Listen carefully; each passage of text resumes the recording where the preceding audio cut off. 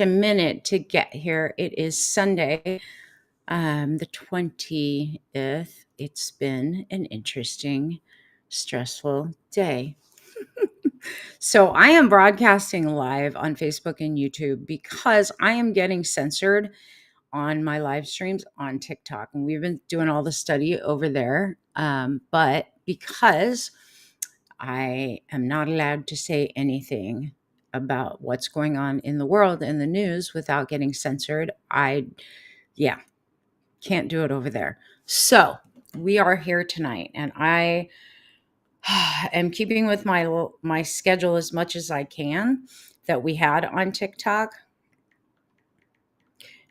Sending in a notice to all my peoples, and yeah, hopefully y'all will get here because I do not like doing this stuff if people are not here. I absolutely don't like doing live streams when it's just me, which was so much easier with TikTok because immediately we would get people in. But that is not as easy on Facebook and on YouTube. Hold on, live. Sorry. So say hello if you are watching, and from where you are watching. I should be able to see we've got YouTube and Facebook going now.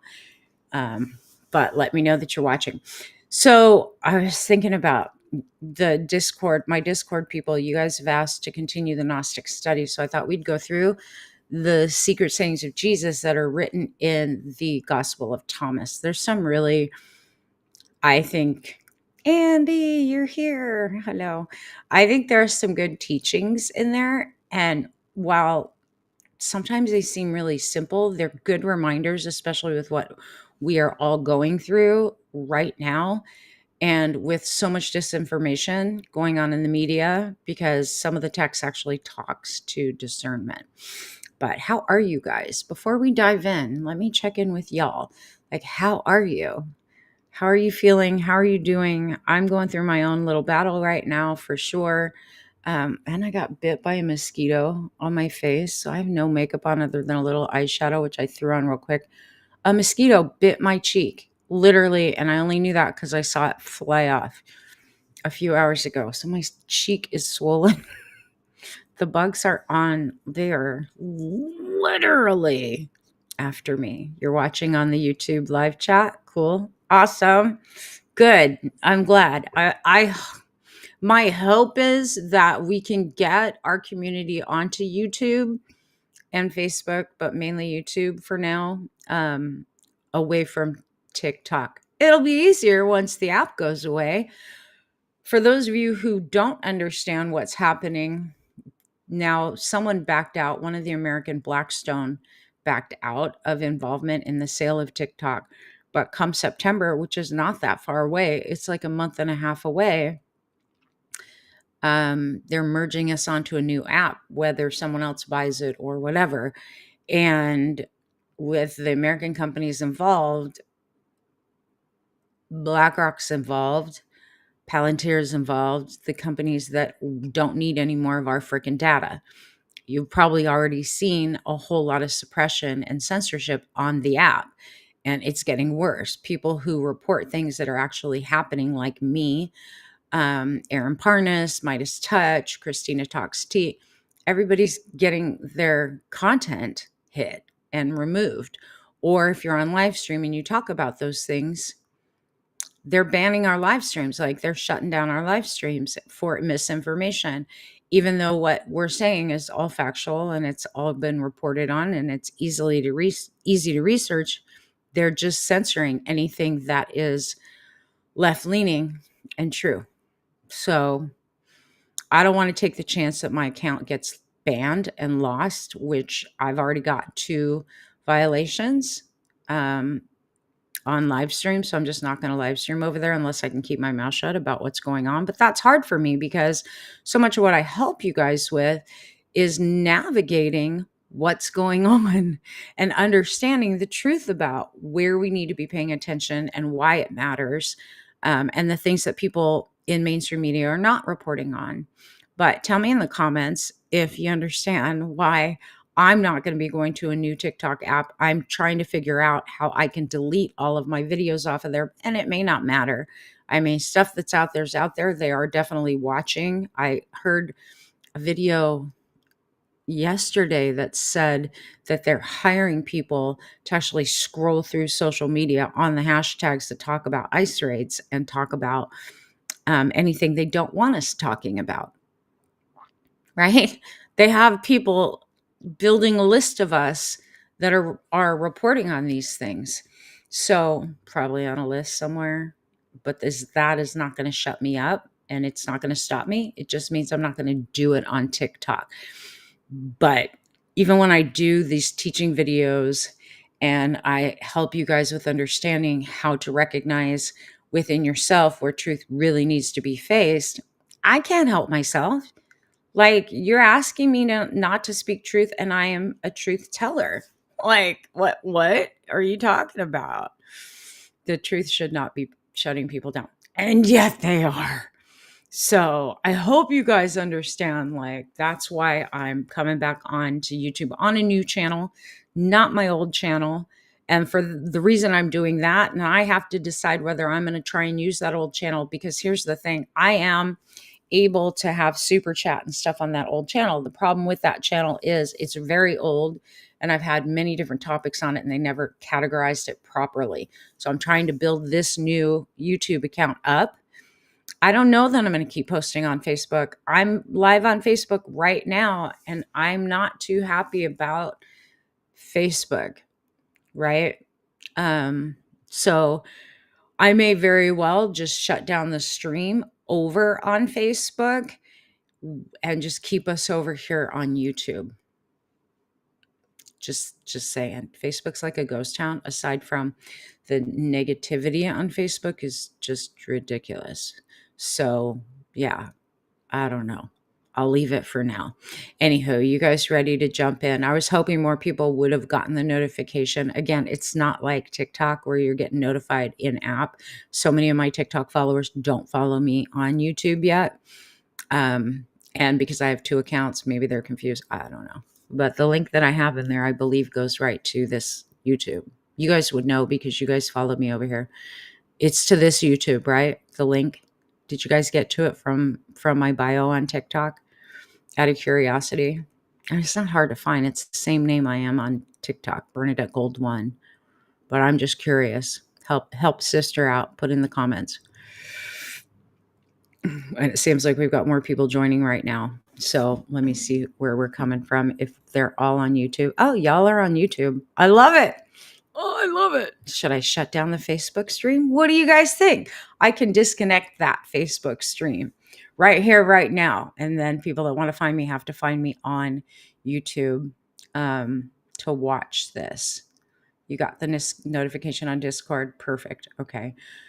So I don't see, oh, we have one on Facebook. Or who's watching me on Facebook right now? Whoever you are, comment, because I'm getting ready to shut down the Facebook stream. Zuckerberg spending all this money on AI. Facebook is floundering. For real. All right. So I'm going to say this one last time. If you see the stream and you don't understand why I cut it before we get into the Gnostic Texts, I'm on YouTube at Bernadette Gold 1. It's my peace and power YouTube, but I'm going to shut it down right here, right now. So please join us. Michelle, welcome. Please join me over on YouTube. Because Facebook's been so odd, I have real quandaries about posting over there and going live over there. You got it from YouTube? Yay. I don't know. Should I shut it down? I'll just leave it. I'm just going to leave it. I don't want to think about it too much. Anywho, so Gospel of Thomas. How many of you have read Gospel of Thomas in the Gnostic text, the Nag Hammadi text? Tell me in the chat. Have you read it? Do you know what it says? Because they're sayings, the secret sayings of Jesus, which are great because some of them actually line up to the New Testament. But honestly, the teachings in there are really uplifting. And I want you guys to think when you hear them, you have not, no. Okay. When you hear them, they may seem simple, and they are if you pay attention. Not yet. Okay, cool. So we'll go through them. There's not that many. And they're broken up. Like the texts within the Gnostic text, the Nag Hammadi, obviously, there was fragments of those texts. So definitely, it's a funny thing when it comes to the Nag Hammadi. You don't always have the full text, but we'll go through them. I'm going to combine some of them because there's movements about it. And the first two texts, those secret sayings, the first one is, whoever finds the interpretation of these sayings will not experience death. Now, remember, death is not like death. Death is sleep, right? If you find the interpretation of these sayings, you will not sleep, meaning you'll wake up, which is what so many people are doing right now. It says, let him who seeks continue seeking until he finds. And when he finds, he will become troubled. And when he becomes troubled, he will be astonished and he will rule over all. So the arc of that is we have to seek truth, seek God, and we'll be troubled when we do, because we will uncover truth. But once we become troubled, we will then become astonished. And that's that thing of the dark night of the soul, right? Can you guys relate? Like, you go looking, you want answers, you drop into this dark night of the soul, and you're like, nothing means anything anymore. I don't understand. And you do actually drop into that state of I don't know what to make sense. But then when it finally hits, you are astonished. And in that astonishment, you find your sovereignty. And in that sovereignty, you literally find that rest. So let me ask you a question. Where are you in that process right now? Put it in the chat. Again, the more you guys engage, the easier this is for me. I hate just coming on here and being a talking head. I love the engagement. It helps me. It puts your energy and effort in as well. And then we have more of a discussion point. But where are you in that process of seek and then being troubled and astonishment and then sovereignty and rest? Are you somewhere in that process? I've been through all of them and I continually seek. And even still, there are times, especially right now in the world, that seeking for truth under the surface of what's being said troubles me all the time. But then when I go back to source, when I go back to God, when I go back to the teachings and the understanding, the gnosis, the knowing, there's always more sovereignty and there's always peace, right? You're troubled and astonished. I hear you. Yeah, you're not alone. Like, I think a lot of people are in that boat. Seek seems accurate, and we continually seek. That process never ends.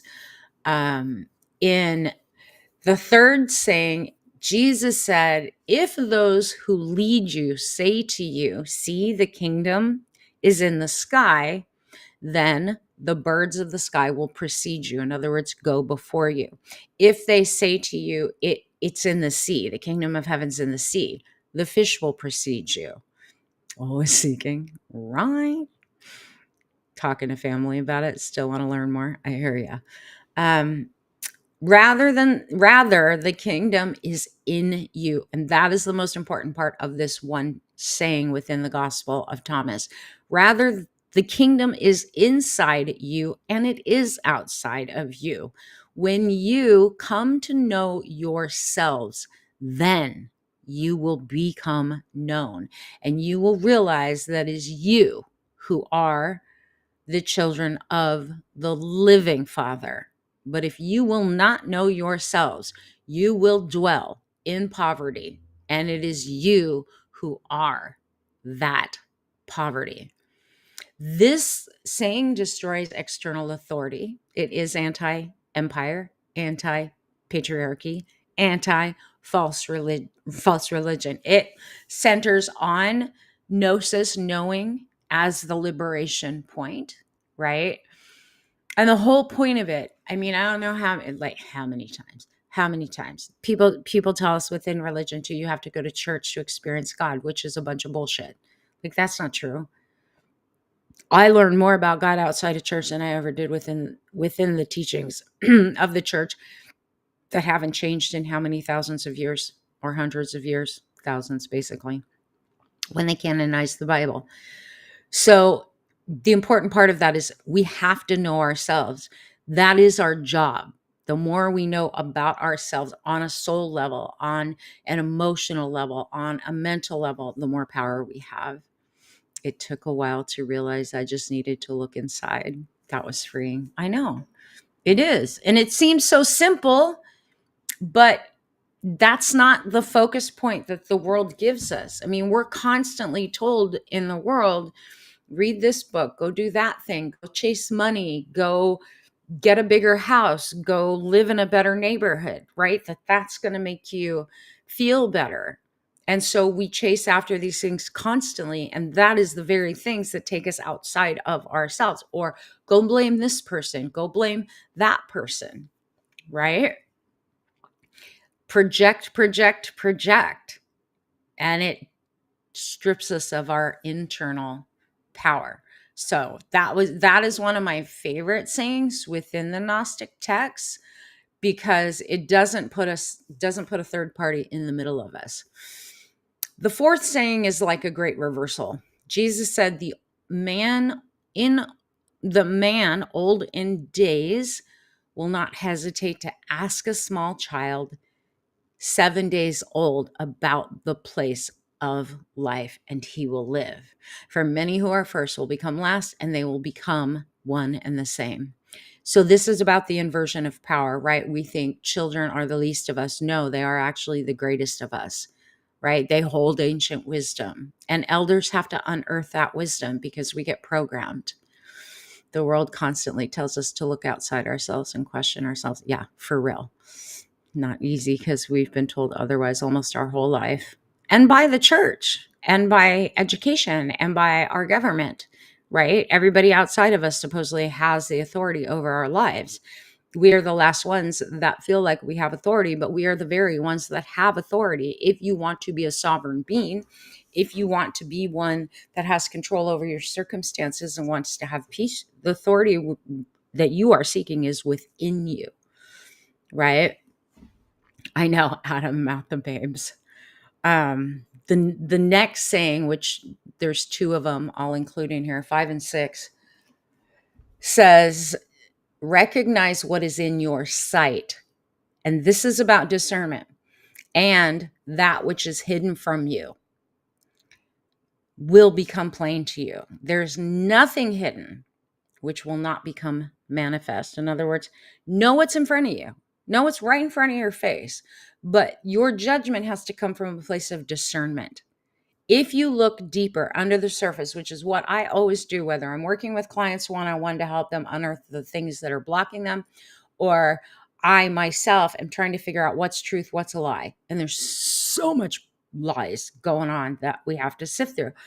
It is always like, forget about what they're saying. What are the actions? Who profits? Why are they telling me this? Right?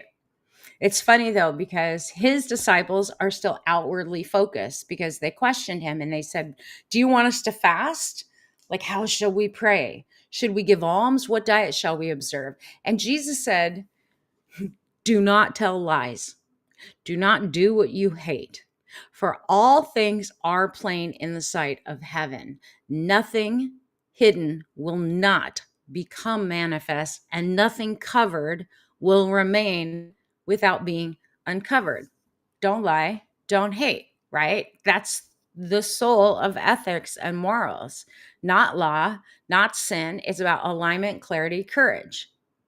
It's about, no matter what you think you're hiding, it's going to come out. We see this all the time. No matter what you think you're hiding from, even within yourself, your issues, eventually those things will come out. Whether it's mirrored back to you from a partnership, it shows up manifest in the world with things failing or falling apart, things no longer flowing. That's what he's talking about. It's like, no matter what you do to try and avoid facing yourself and the things that you're doing, it's going to come out. You can't hide it.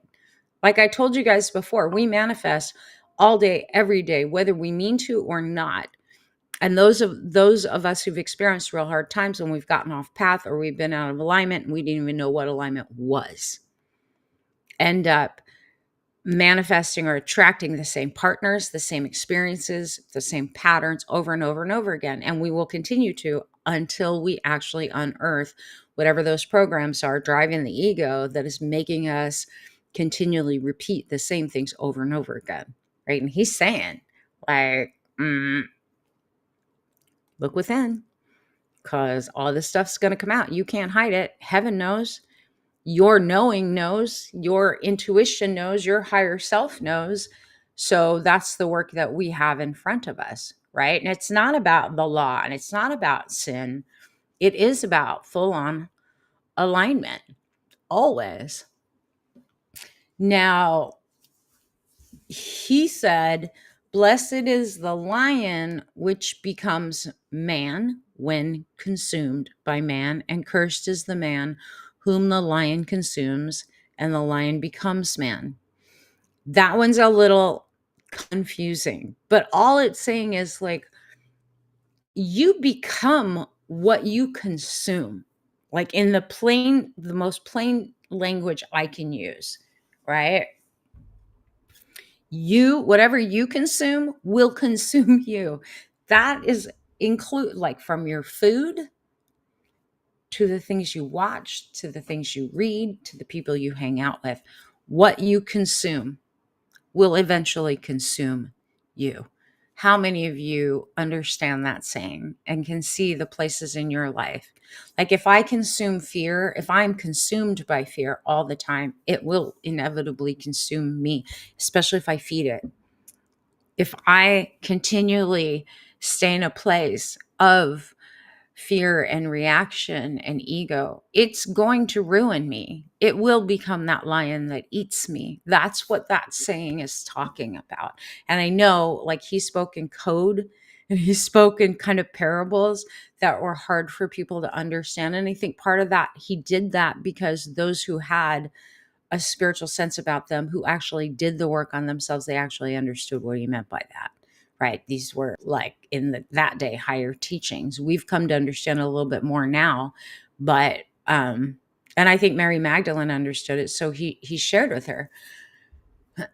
His disciples said to him, show us the place where you are, since it's necessary for us to seek it. And he said, and he always said this, whoever has ears, let him hear.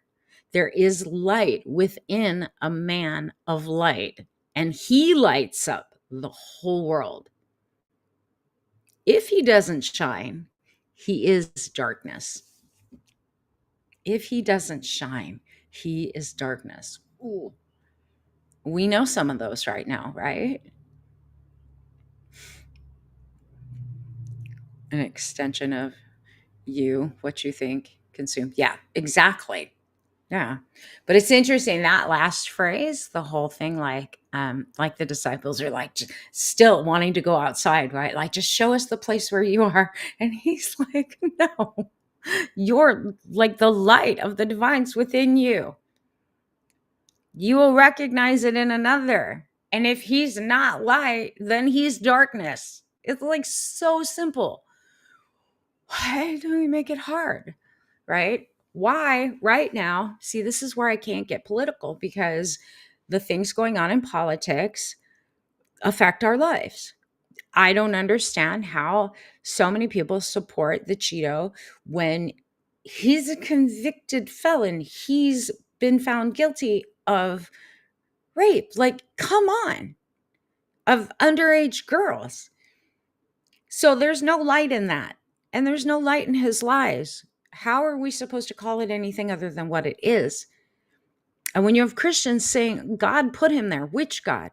Not my God, not the true God, not divine source, the false God, the anti-God, Yaldabaoth. Yes, absolutely. That one, but that's the God of this world. It's not the God. So, yeah, Bernadette has a problem not getting political. I would probably have just been banned on TikTok for saying that. Anywho, the next saying, Jesus said he has nothing redemptive about. No, I know. Jesus said, "You see the mole in your brother's eyes, but you do not see the beam in your own." Now, this is also in the New Testament, right? Pull the log from your own eye.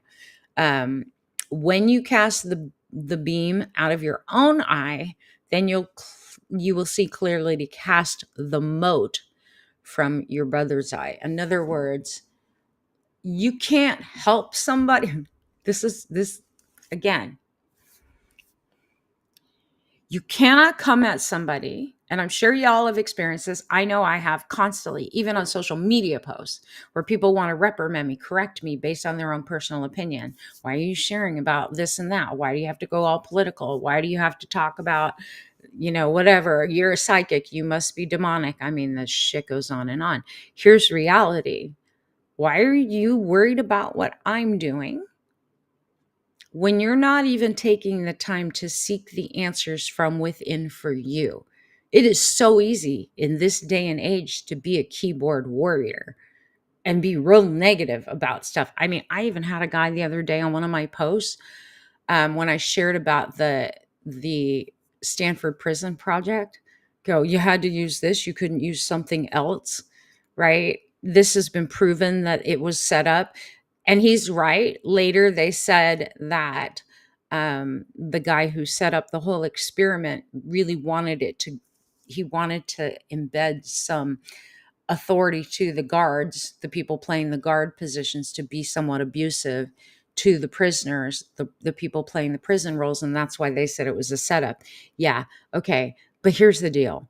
Those guys didn't have to take those commands. But this guy commented on my post and he's like, why couldn't you use a better study? Yeah, it's easy to criticize someone like me making content to try and make a point about herd mentality and these ice guys masked up going after regular citizens and hurting them for no reason, when emboldened and encouraged, right? Judgers. Exactly. It's easy though to criticize me when you don't make a bit of content, because of course I click on his profile and he's got a private account, no videos. So you want to criticize me and you're not even willing to take the time and the energy, the effort to post videos, which takes an inordinate amount of time. I don't post videos without researching first. I make damn sure I know what I'm going to say before I jump on video, because I have a very limited amount of time to talk and to get a point across. No, my little 1 minute, 2 minute video, it takes me over an hour to formulate those videos after hours of research. So while the world sees a 30-second to 2 minute video, it's taken me hours to get there. Right? And you want to judge it. The point is, even in this phrase, why worry about the log in my eye, or the splinter in my eye, the way the New Testament says it, the splinter in my eye, when you actually have a log in your own? You are not going to convince me. And this is where the Bible thumping. You're not going to convince me that I'm a horrible sinner and beat me over the head with your Bible and tell me that I need to be saved and all these things, when you support hurting people based on the color of their skin.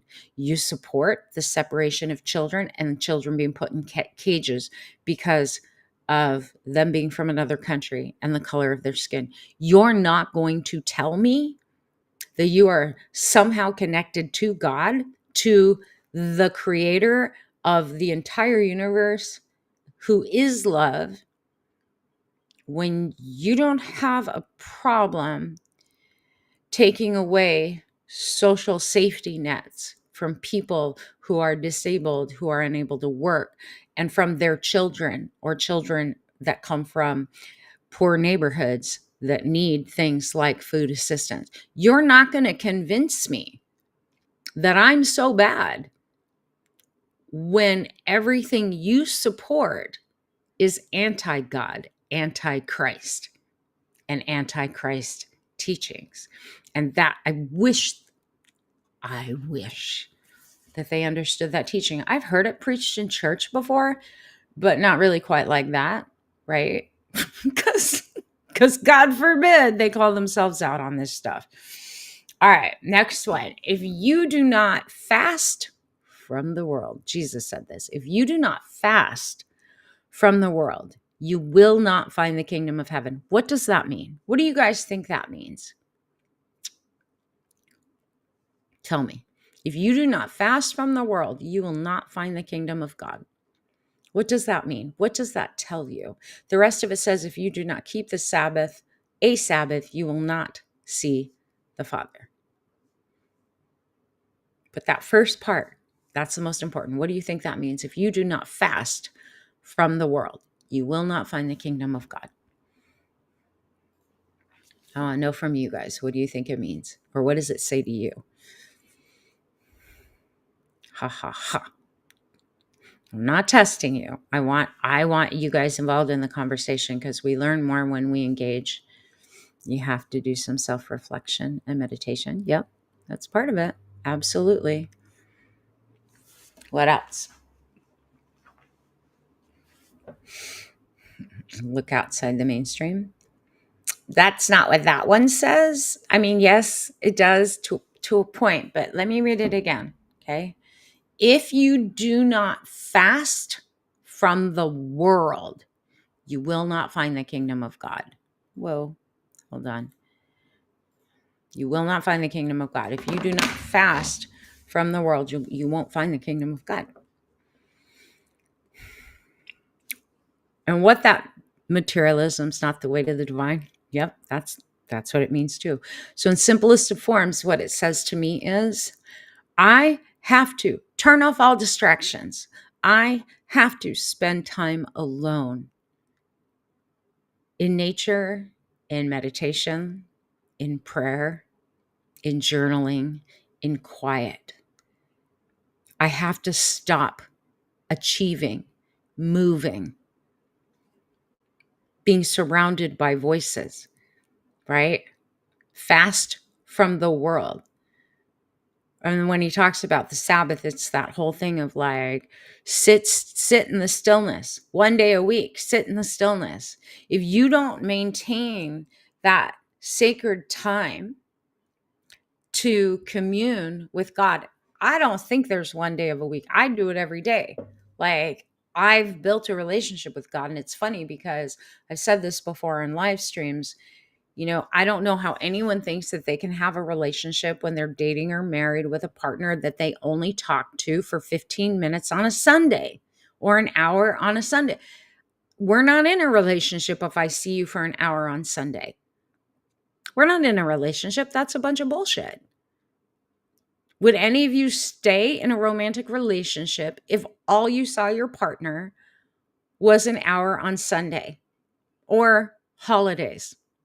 Just Easter and Christmas services. Would you think that you're actually in a deep relationship that was communal and connected? Because I wouldn't. Honestly, I wouldn't. So what he's saying about that is, tune out the damn world, shut it all down, go find conversation, connection with God. That's the only way you're going to find him.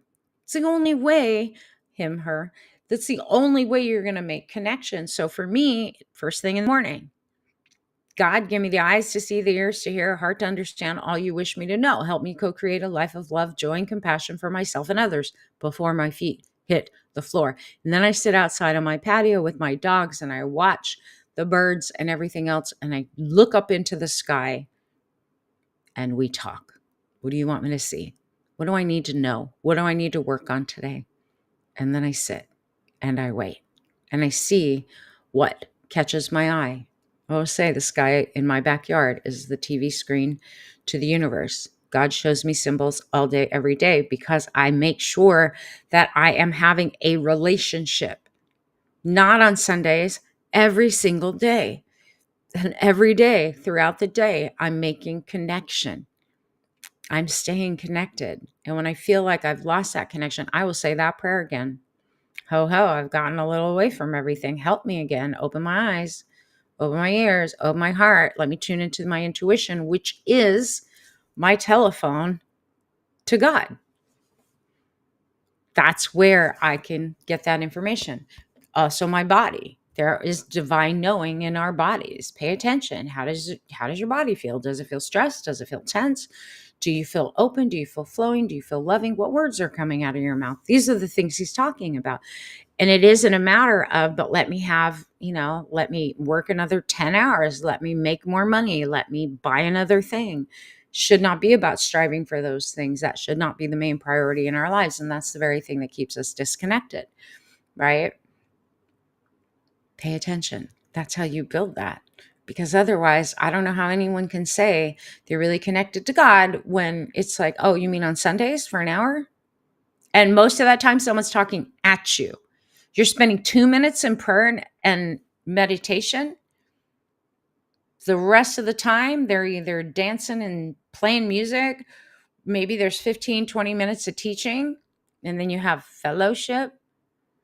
Where's the actual amount of time you're talking to God? I don't know about you guys. And Catholic Church, like, just sit, stand, kneel. Sit, stand, kneel. Like, and the prayers are written for you. You're just reciting them. They're not even real prayers. Getting in touch with your divine takes more of an hour than half an hour on Sunday. Constantly working on being more divine. Have woven it into my being along with constant reminders. I love that. And yes, exactly. It just cracks me up because the ones that are trying to save me, and probably you too, they want to tell me how evil I am. It's like, who are you, A, to judge my walk? You don't know me, and you evidently don't know my mother, Father God. And that relationship is my relationship. I'm not going to walk into your house and start to tell you that your relationship with your spouse is not up to par. It's none of my business, right?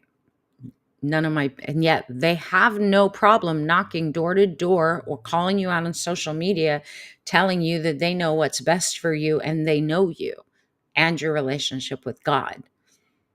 That other verse about like, remove the freaking log out of your own eye. It's none of your business. None of your business. That's why the mantra I have for my people that I teach them along with all the teachings to back the living of that mantra in Charm Life. I don't care what you think. What you think's none of my business and will not affect my next move. Period. Sets everybody free. Me to be me, you to be you, and me not to carry your shit. That is the way we need to walk if we're going to be free, if we're going to heal, if we're going to transform. Too much of this world is trapped up in what does everybody else think? Do they like my brand name this? Do they like my brand name that? Do they think I'm all this and all that? I just talk to God all day, all this desire to cultivate my relationship deeper. Exactly. Study's one thing, but actual communion with spirit, whole other thing. It's a whole other thing. Because I know lots of people that read daily Bible verses and all these little Christian texts that are the farthest thing from living in alignment with the teachings of Christ and having Christ consciousness. And I've observed that for many years. All right. Let's see. What's the next one that we have on here?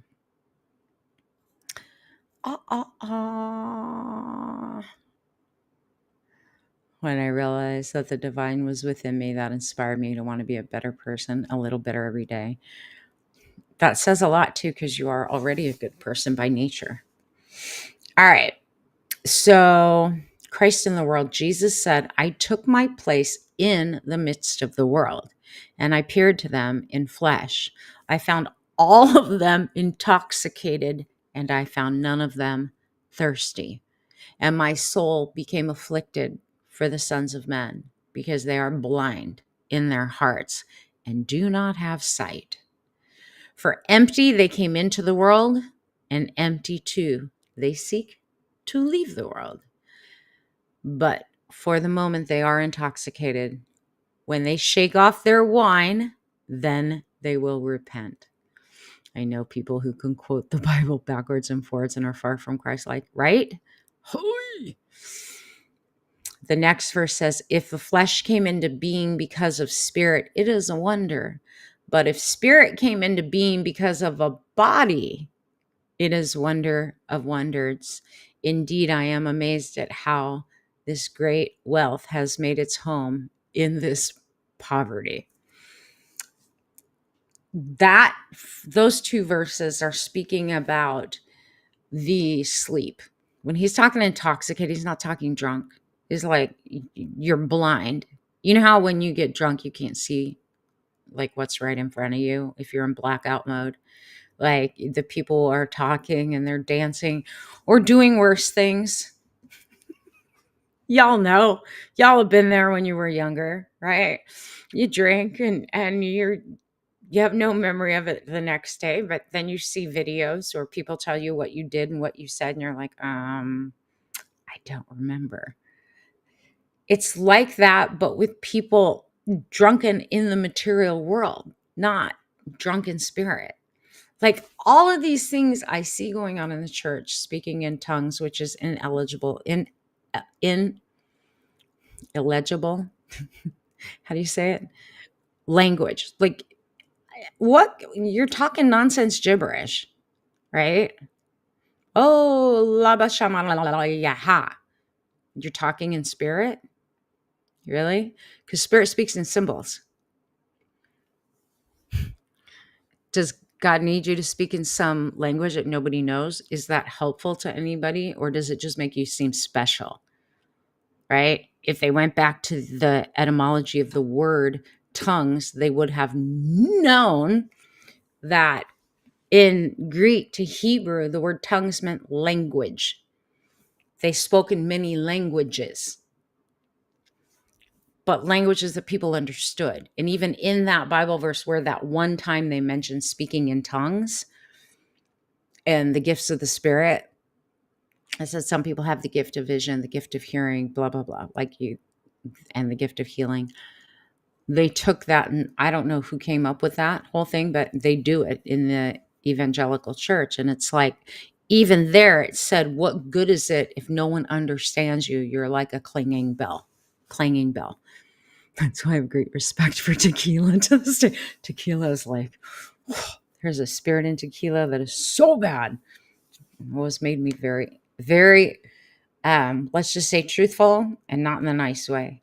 Tequila's just got one of those bad effects. But yeah, do you guys get what I mean by that though? Like literally, he came and he's like, they're asleep. They're drunk on the world. They're blind.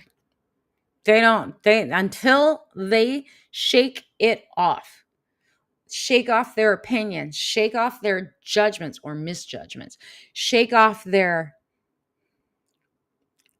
Christian morals that have nothing to do with love, they won't repent. They're spiritually numb. It does have its own spirit.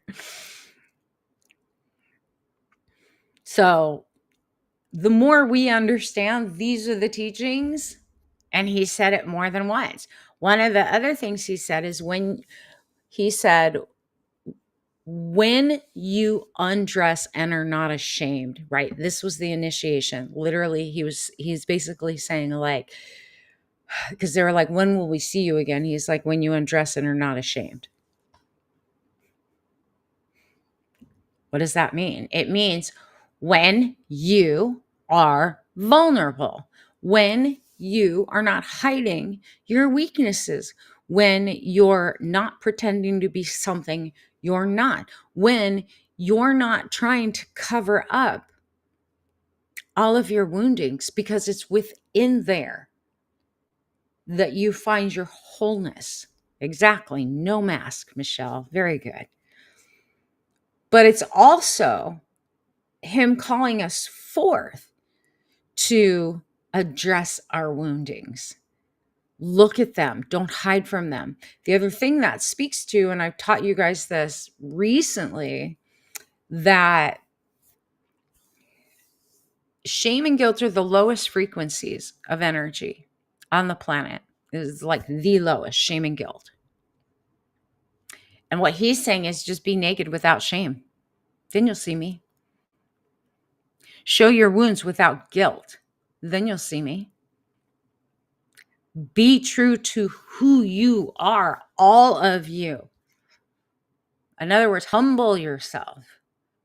Then you'll see me. And they didn't get it. They were like, what is he talking about? We don't understand, right? These were the keys, right, of how we connected. Now, he said, where there are 3 gods, they are gods.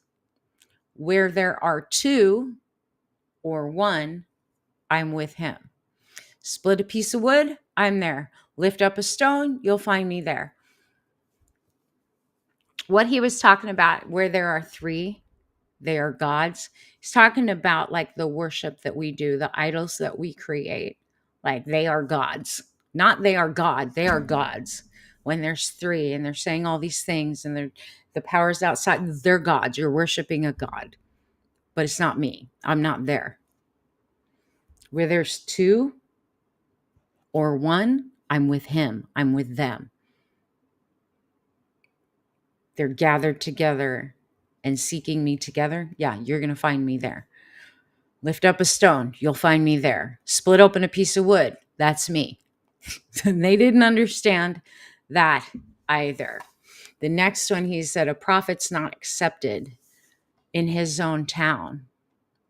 No physician heals those who know him. You guys know what that means, right? I mean, this is true, like even as someone who has gifts, someone who teaches. My kids don't care what the hell I know. They don't listen to me. They don't listen to my videos. They don't attend. Well, Brindy attended Charm Life. They don't. You're not welcome. A prophet's not welcome with the people that know him. Now, the people I have in my life now that I've selected and curated, absolutely. But my family, only when they need something.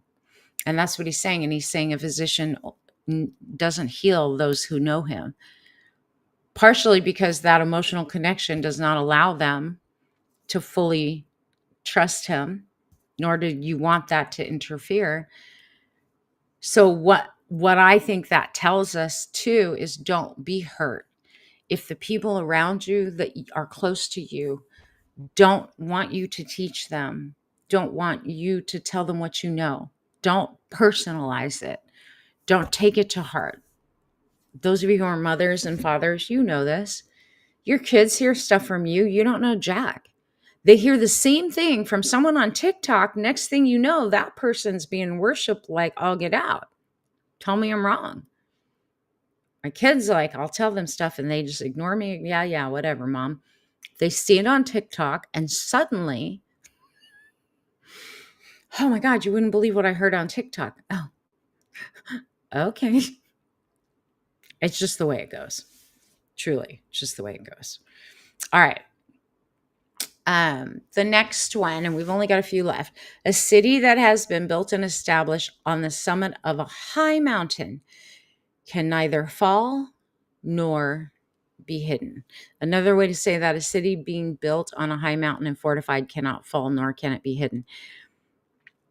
Think about that in terms of what we're seeing out in the world, right? You think you're too big to fail, ivory tower. You think your little organization is too big to fail. But here's the deal. Maybe you can't fail right now, but you also can't be hidden. And eventually, we will climb that city. We'll climb that mountain. You will be taken down. And that's what that's speaking to. And honestly, for each one of us independently, it's just that warning of like, you can build yourself up to be something, but all aspects of you are going to shine out. People will see it. Be true to you. Be true to who you really are. Don't hide anything. In saying 33, Jesus said, preach from your housetops that which you will hear in your ear, for no one lights a lamp and puts it under a bushel, nor does he put it in a hidden place, but rather he sets it on a lampstand so everyone who enters and leaves will see its light. That one's He's literally talking about the things that you've been taught, the things that you know to be true, the things of love, the things of God, the divine God. Like, these are things that you need to let shine. But how do we do that? Screaming from the rooftops? Not literally. He's saying, be a light, be a lighthouse. I've said this so many times. Like, I've always seen myself somewhat of a lighthouse, right? I used to live on a boat. So understanding that when you're coming in the harbor, you're trying to find land in the middle of the sea and you can't tell where the horizon line is because it's dark at nighttime. You can't see jack. So you look for the lighthouse. You look for it. Oh, okay, that's where I want to go. And if it wasn't for the lighthouse, you would not be able to make your way in. You wouldn't know where land was. Yeah, you can go on your compass, but the lighthouse shows you this is your port. This is safety. This is home. Come here. That light just goes right around. It doesn't scream. It doesn't chase. Think about what a lighthouse does. It stands tall on the shore and it's a beacon for people to find. That's what he's speaking of. Live your truth. Walk your truth. Walk in love. Others will find you. And they'll feel like they've known you forever because they resonate to you, right? It won't be all of them. Some boats are meant to crash up against the jetty. They're not looking for the light. And they want to take you down as the light. But what he's saying is, no, shine your light. Shine it. Speak truth. Live truth. Others will find you, and you will be a beacon that brings them home. Home to source. Home to the truth. Home to love. I like that verse. All right. Next one. Do not be concerned from morning until evening and from evening until morning about what you will wear. And again, what is that? Like, right? The way that it's broke down, so it goes on and it says, you're much greater than the lilies, which, oh, hold on. Neither card nor spin. When you have no clothing, what do you wear? Who can add to your time of life? He it is who will give you your clothing. Easiest way for me to describe this verse, don't be concerned about what you will wear, literally is about providence, right? The New Testament talks about what you will eat, like the birds of the air. Don't worry about where they're going to lay their head. If you look at our world, what are we consumed with all the time? Put in the chat. What are we consumed with all the time?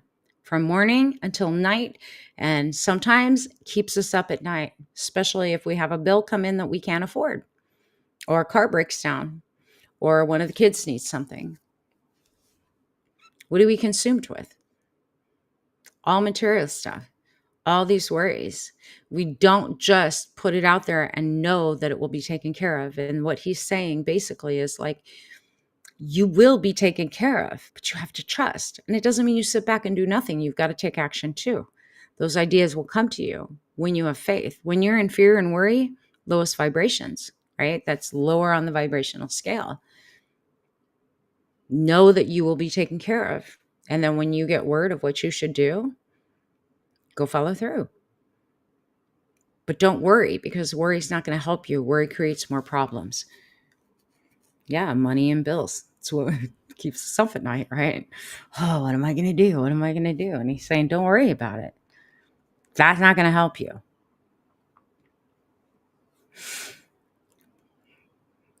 So in one of the last sayings, he said, his disciple said, when will you become revealed to us? When will you be visible to us? When will we see you? And that's where he said again, when you undress and are not ashamed. When you disrobe without being ashamed, take up your garments and place them under your feet like little children and tread on them, then you will see the Son of the Living One and you won't be afraid. Not everyone is seeking the divine. That's why we need to focus within. Yeah, money. I pray about the thing and then still worry. Gotta stop worrying. That's the trick, is pray about it, know it's handled, let it go. That's the stuff we do in Charm Life. That's why we need tools, right? Tools of how to release, tools in how to stay without fear. So this one, disrobe without being ashamed. Take up your garments, place them under your feet like little children, and tread on them. Think about kids. Did your kids do this when they were toddlers? Just like, I remember Brittany when she was in diapers, but she was ready to come out of diapers. Like, she would strip her damn diaper off and run around the house naked, giggling. And she would have those little footy pajamas on. One time I found her. It's the funniest picture I have of her. She had her feet out of the footy pajamas, but still had it around her arms. She had her diaper off, and she was running through the house giggling. I'm like, where's your diaper? How did you get your little feety pajama? Like, what are we doing here? And she was having the time of her life. No shame. No shame. It was all joy. You know what I'm talking about, right, Denise? I'm sure your kids did the same thing. I remember when the babies came out of the bath before I got them dressed, right? They're like something about running through the house naked. They just had a blast. There was no shame. There was no weirdness. There was just pure joy. Let me go running through the house naked, right? That's what he's talking about. But he's talking about it on an emotional level, a mental level, not just a physical level of running around without clothes on. He's saying just be you. Your youngest does that, Joe. That was some of the funnest things. There's so much joy in it. And that's what he's talking about too. Like, when you're not carrying all these things and you don't care, there's pure joy. That's the kind of joy that we're meant to hold. That's why he said, like a child, trample on your clothes, right? Joy. Just, I'm free. And that's what it's speaking to. You're free because you're not holding on to all of this weight and all this baggage and all this stuff. Yes, pure joy. Absolutely. The next verse says, the Pharisees and the scribes took the keys of knowledge and they hid them.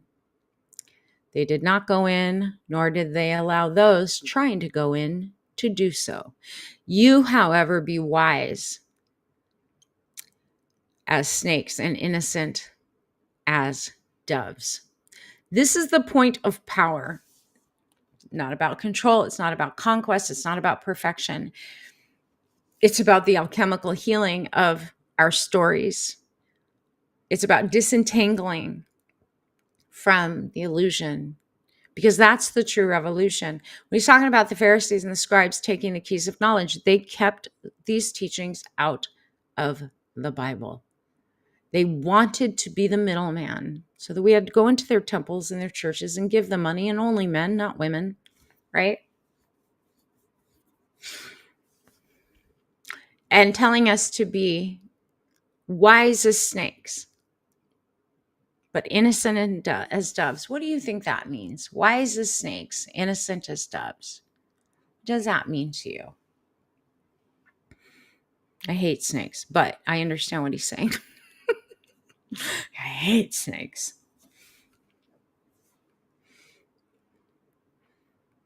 Snakes can get around without being seen. Literally. Snakes are symbolically crafty, right? Wise as a snake, but then innocent. We have to hold that. Yeah, having discernment for sure. And it's also about, like, when people come against us, we can agree with them. Shake your head. Nod and wave, boys. Nod and wave. But be innocent about it. Don't be hateful.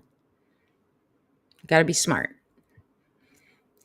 That right there, like, that is what we're being instructed to do. We're also being instructed to disentangle ourselves from the stories that we tell about our lives, about lack, about abundance, about healing, about everything, about each other, right? The true revolution in life is about being free from the illusion, completely free from it. Gnosis is not just about knowledge. It's about seeing through things, seeing the depth, seeing what isn't on the surface. So many people just take the time to hear what they hear and then believe it. They don't dive deeper. What's underneath that? We've got to see through all of the layers, even in trauma. We have to see through the trauma. We have to see through the lies that we were taught. We have to see through masks, our own that we use to survive and others, to know what the truth is. And the Gospel of Thomas doesn't necessarily give us the answers. It gives us the keys to the doors that are keeping us locked away from knowing. Every key that we are given opens a door from within, where an old story can be rewritten, where trauma can be healed and transmuted, where the false light and the false rulers of the world can be replaced with the true light from within, connected directly to source energy. Because all in all, the whole Gospel of Thomas says the kingdom is within, and so's the wound. And healing is not separate from knowing, knowledge, gnosis. We're not here to escape the world. We are here to liberate our perception from the shadows of the world. We're not discarding our story. We're reclaiming it from the distortion of the illusion. So, when he talks about disrobing and not being ashamed, it's about yourself uncloaked, the story unburied, the wound no longer festering under the surface. That's the moment that God can shine through from within you. And it's God meeting God, right? Does that make sense? That's the whole of the fragments of Thomas. We can go through the Acts of Thomas, which is another one of the Nag texts, if you guys want. We'll see what to talk about in the next one. But what do you think about that one? How do you feel about that one? Let me know in the comments. I'm curious. And do you have any questions? Like, did it bring anything up that made you think?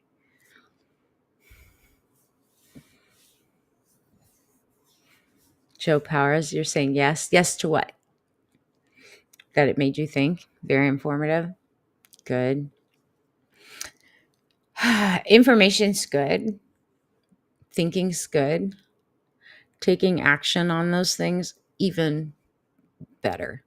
Like our job right now, there's so many things. Like, God, we're living in such a flood zone of disinformation, misinformation, things that we've been controlled with for so long on this planet, our whole lives, for sure. It makes sense. Okay, cool. And right now, there's such a flood of information happening. Rewriting the stories we tell ourselves in trauma in so many places, even not in just like trauma. Like we tell ourselves stories all the time. We get to choose the stories. Living with arms wide open. I love that. The trick, and there's a balance, right? There's a balance because like I know at the core of me, if I never spoke another word, taught another person, put myself out there to help people, whether it's physical healing, emotional, mental healing, and spiritual growth, if I never put myself out there again, I would be connected. But something would be missing too, right? Just because I make connections doesn't mean the connections are made. We all have gifts. You want to know more? I'm going to read it yourself. Good. We all have gifts, all of us. I have this, and I never really understood how much of let's just say gift it is, especially at this time, I can parse a large amount of information very quickly and recognize the patterns and see things from sort of a 35,000-foot view. I've always loved puzzles. Funny, metaphorically, but truthfully, I like puzzles. I can put the pieces of things together quickly. I didn't see that being anything other than helpful in my jobs, right? Definitely with people that I work with.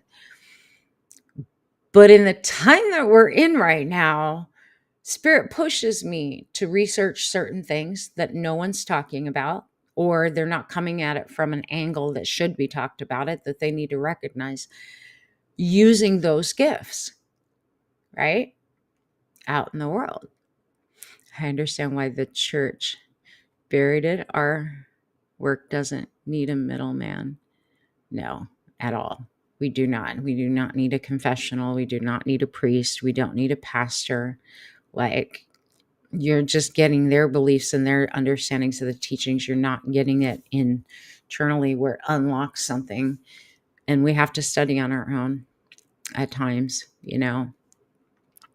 But I'm sharing this with all of you because you have your own gifts too. I could be quiet. I got enough on my plate right now, right? Like, I'm still fighting cancer. I've got to have surgery. I'm tired. I've got to build back my business. I've got this whole astral soul blueprint thing that Spirit had me create out of nothing, helped downloaded a bunch of information to me and said, we want you to write a new software and create this new report that will give a deep dive into somebody's soul, the lessons they're here for, the emotions that they need to heal, the woundings, the past life contracts, what lights the soul up, different than any personality report from an astrology report. They had me write the software to put that together so that I can help people by creating these blueprints so that you can look at it like your life book. Oh, that's why I'm this way. Oh, that's why those things happen. Oh, that's why physically I have problems in this area of my body, that area of my, like, it breaks it all down, right? It also breaks it down. And this is Book of Wisdom, cosmology, and teachings, esoteric teachings, the stuff that I'm teaching you, Gnostic teachings, of what you came here to unburden yourself from, how it shows up in your physical body, how it shows up in your emotions, how it shows up in your purpose, your work, the things you avoid, right? These are the things that help us reflect deeper within and also give us some level of understanding about the things we struggle with from the time we were born until now. It's psychological and it's depth. I've got to go do that marketing. I don't have to be making content. Literally, I could just put out posts and run ads for that stuff and just quietly do my work. And believe me, I've had those thoughts multiple times, especially now that they're creating lists about people that are truth telling. And every time I take it into meditation and prayer, Spirit says, we have you doing this for a reason. Don't worry about it. Like, don't worry about it. Okay. They're like, keep speaking the truth, keep putting it out there, keep teaching, because there's so much misinformation out there, whether it's coming from the church, coming from the politicians, coming from the mainstream media. We have to have voices of truth out there, spreading light. Okay. I always listen because I know the karma when I don't, with the gifts I've been given. And not all, like, spiritual gifts, like I said, I have this ability to parse information quickly, deeply, and put the pieces together. So I share those things at risk, maybe, but the more of us that know, the more of us that can push back. I appreciate you risking yourself truth telling. I've learned so much. I'm glad, right? It's harder and harder now. Like, I'm not going to go on the new app of TikTok because they will suppress it. They're already knocking people off, like Aaron Parnas. Why? He's not doing anything other than sharing the things they don't want us to know about. Midas Touch, the number one podcast in the world, truth tellers, independent journalists, and TikTok's like trying to ban their account. Again, it's happened before. Again, all of us that are trying to share the truth, not the misinformation, are getting hit. And it would be easy to go worry about just my life, making money and doing me, right? Just like for them. It'd be easy. There's too many people taking the easy road right now. It lets me know I'm not crazy. There are other people that think like me. Amen, Denise. I know. And it takes work, right? Like it takes work too, because I can't just come out and say things plainly on apps like TikTok, because those videos will be suppressed. I have to actually word things in a very specific way in order for it to reach the people that it needs to reach and not get banned or suppressed. A lot of times I have to talk in code. I can't talk directly at things, but I'll get enough interest, reveal enough truth, and then point people over to my Substack where they can actually go into the real information, because Substack's independent. They don't suppress our content over there. It's like individual blogs of people like me and journalists and writers and TV personalities and blah, blah, blah, that are trying to get the truth out there. The fact that we've got to go to such lengths just to share the truth says everything. Not that my thinking's right, but I know I'm not wrong either. No, I hear you. Same. Yeah. So understand, like, part of the reason that I'm doing what I'm doing is because there's a big awakening and there's a big exodus from the church right now too. A lot of the younger generation, a lot of the Gen X generation like me, we've all become disillusioned with it. And I've been studying this stuff for over 30 years. So I have confidence in being able to teach it. Aside from being a clairvoyant, Spirit helps me when I am putting together information, and they tell me what to put together, what to share, when to share it, why to share it. I'm here, I think, for that reason. And that's my job right now. Just be a lighthouse that way. But I'm going to ask you who are watching the stream, whether you're watching live or you're watching the replay, what's your job right now as the lighthouse? What are you doing with the gifts that you've been given as the lighthouse? Because we each have our part right now, each of us. Put in the comments. And if you are not on my Discord, if you were a subscriber on TikTok, you had access to the Discord. Since I'm not relying on or doing TikTok lives, if you want to become on my Discord, become a part of my Discord community, I've opened it up. All you have to do is email me, Bernadette@bernadettegold.com, and ask for Discord link. And I will invite you into the Discord. That is where the community is building. I, again, don't like Facebook. I don't, Telegram, all those other things. Not everyone seems to like the Discord. We can share links, we can share videos, we can share resources and all those things. And it's free to join Discord. So if you want to be part of that community that we are building right now, please let me know. There's no reward without risk. No growth comes from comfort. We're in this together. We need to support one another morally, spiritually, or possibly monetarily. Yes, well, but answer the question, all of you watching right now, like, what are you doing? What's your part in being a lighthouse right now? Are you sharing truth? Are you creating content? Are you helping it? Like, what are you doing? I need to be around others in public. What do you mean, Joe? Like, I know some of you are protesting. I know some of you are sharing other people's content. I know some of you are doing your best to show up as love, wherever you go, however you go, keeping my family together, showing them a different way of life, not to support the big stores. I love that. Showing love and kindness. I love that, Susan. I love that. Seriously, it's going to be inconvenient for people to pull out of the big the big box stores, the Amazon and all of that. But honestly, hey, Ashley, honestly, we're going to have to do it. And there are grassroots movements happening right now for community-based grocery buys, community-based farming and swapping. My job is to be a demonstration of the light, be kind, loving, share when asked about whatever. Yeah, I love that. I love that.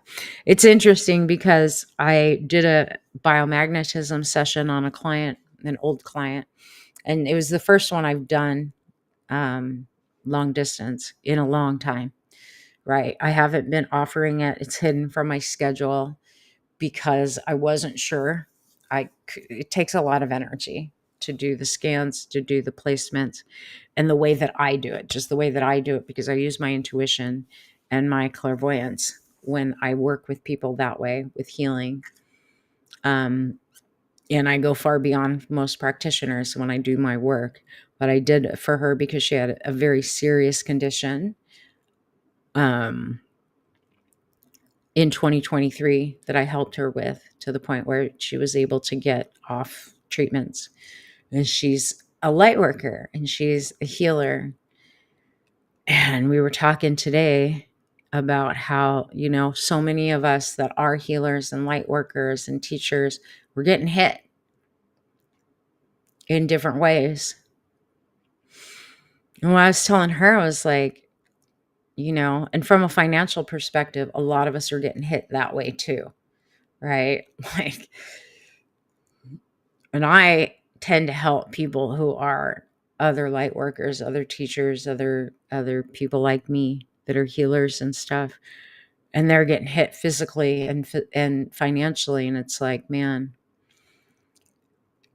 I was telling her, I was like, I know we're under it right now, and we have to help each other, because at some point when healthcare goes away, the people like me who have the ability to do medical intuitive stuff, who have healing modalities under our belts. I've been doing natural healing modalities for 30 years. I have an extensive background in remedies, in treatments, biomagnetism practitioner, but I also do Rife and all those other things. Like, we're going to be sought after.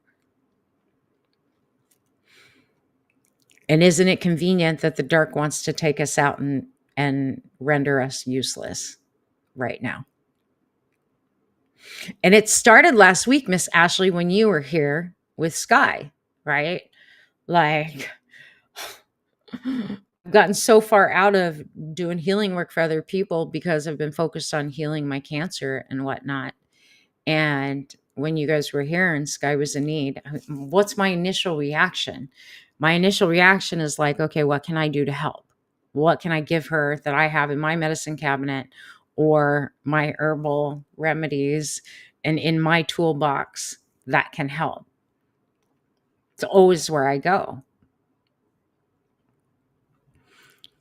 Those of us that are like that are going to be in need.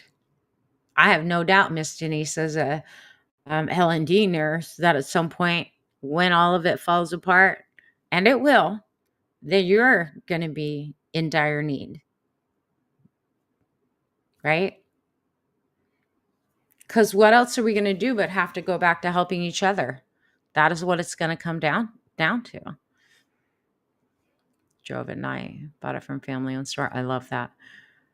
Work at a conservative talk station. You're a light in the midst of darkness.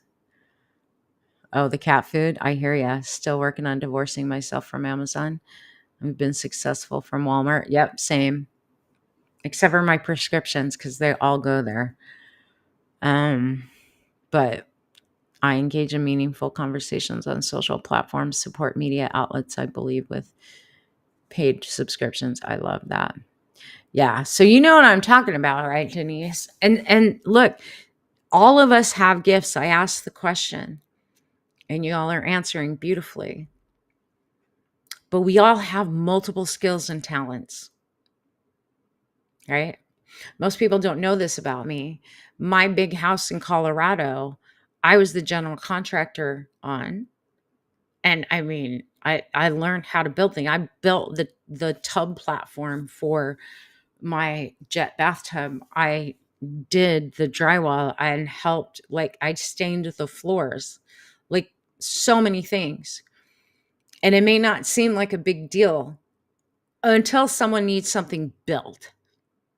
And these young kids don't know how to do these things. They don't know how to fix things. I literally fixed my hot walker when I had my ranch in California, my boarding and training facility for the horses. My dad came down and he was trying to help me fix the electrical on it. He couldn't figure it out. And I was able to figure it out. It's things like that. We all have these skills. I know how to make bread, and I know how to do it in a Dutch oven, those big cast iron Dutch ovens, over a fire or propane. Something at some point we may need to know, right? Oh no, that is a big deal. Yeah, for real. Like at some point we need to know how to do these things, right? How do I make homemade bread when my oven and no electricity? Oh, there's ways. You build fire, you put that Dutch oven, that cast iron Dutch oven with a lid and your bread inside, and you cook it that way. And boom, you have a loaf of bread. Do our children know how to do that? No.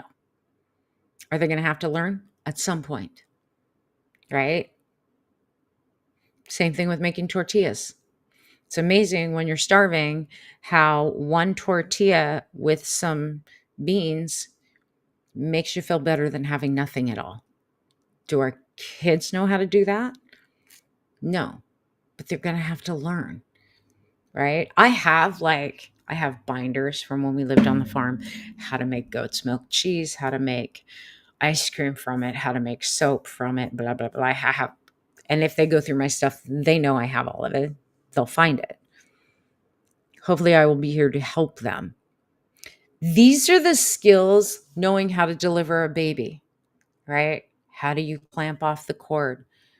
Our kids don't know how to do this stuff. If the internet were to go down, electricity were to be cut, again, this is why I can't go on TikTok right now, because they think that this kind of talk puts the community into fear and at risk. It's like, no, this is the stuff that we need to be having conversations about so that everybody's freaking prepared. And I can't not talk about it when Spirit puts it on my mind, right? Like, these are the things we need to be talking about. Do our kids know how to filter water? Do they know that putting iodine in water helps? That you can't just boil water sometimes? No, they do. Do they know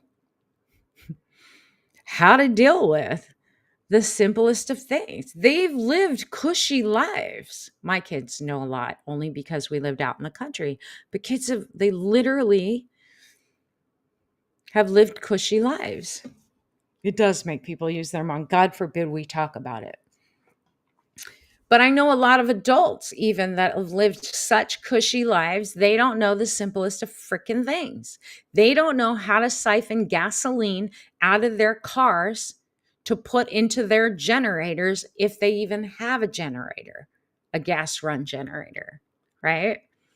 They don't know how to heat a house when there's no electricity, just off little things like a pot and a little tea lamp candle thing. There's so many things, little things. They don't know how to dress a wound. They don't know what to do. Natural remedies, natural herbs, like, we're going to have to end up going back to that stuff. We have lived far removed from nature and being truly self-sufficient. I lived in the country. We had set up my dome with and my my goat barn and all of that with solar. Like, I ran my goat milker on solar, right? And all those things. I mean, I don't know if I don't know if they know. Do they know how to forage for natural plants that you can eat? How to tell what you can eat, what you can't eat? Yeah, I have all those books. I have all that information. And those are things as a community at some point we're all going to have to come together if the shit shuts down.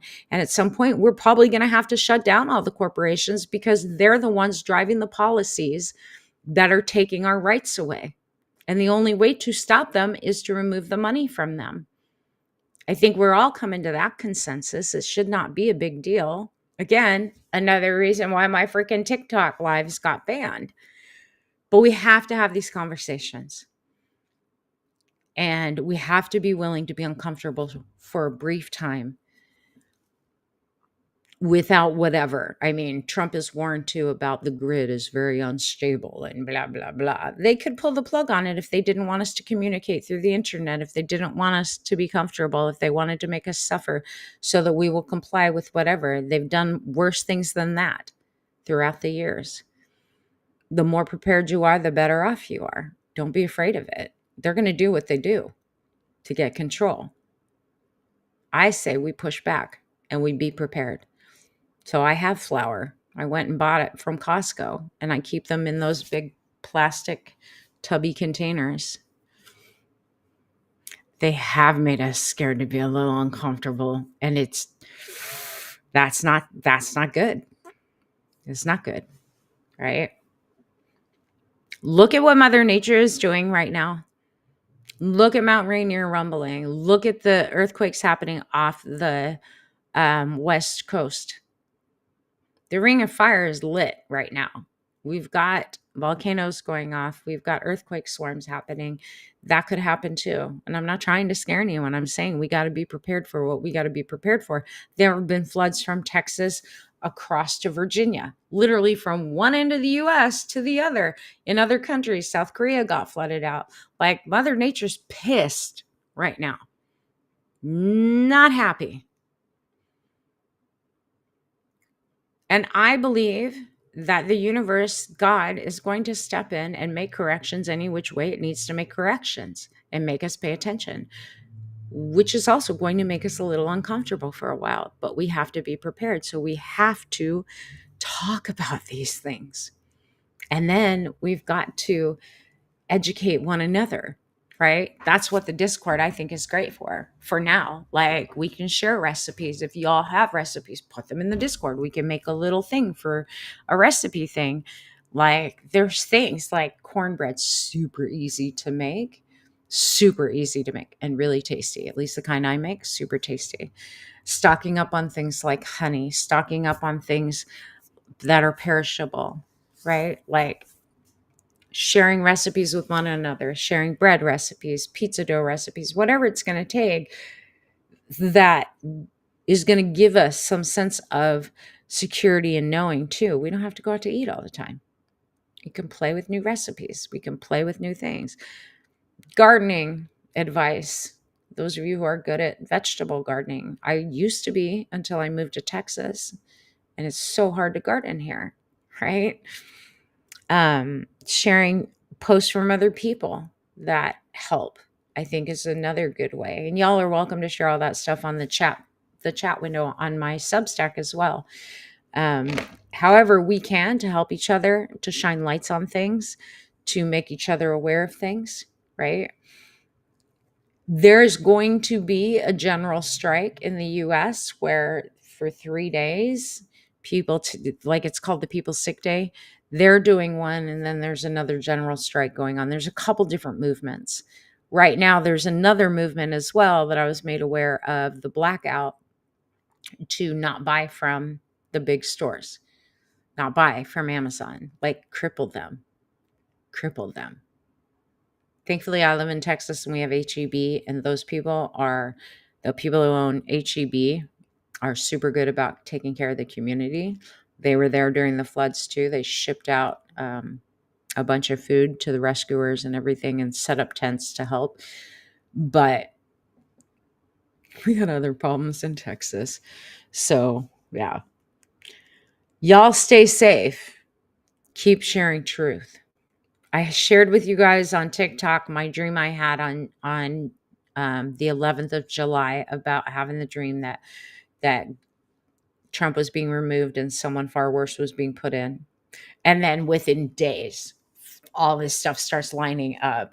And in the last few days, you've seen like all of Trump's little allies are now turning against him. And there's a big push to get, even from JD Vance, like to get release the Epstein files. All of this stuff is happening, right? Like it's now coming to pass. And the reason that they want to bring someone else in to replace him is because initially he was just the figurehead and the puppet that they could blame to begin with. And they want to move things even faster because they do feel like if they don't hurry up, enough people are awake now, they're not going to be able to push it through. So be aware of that he's on his way out. The stage has been set since I let you guys know about that dream. A company staying out of politics and helping people. They were great during COVID too, or during the freeze that happened here. When the power went out, they let people take their loaded grocery carts without paying. They're like, whatever. And they lost a bunch of their food in their stores because Texas was out of power for a week. But they did not freak out and tell everyone, leave your carts and leave the store. They said, take your carts and leave the store. Nobody had to pay for it. That's the kind of store they are. But, and they try to buy local Texas products, Texas farmers, which I think we're going to have to see more and more of that in our different communities.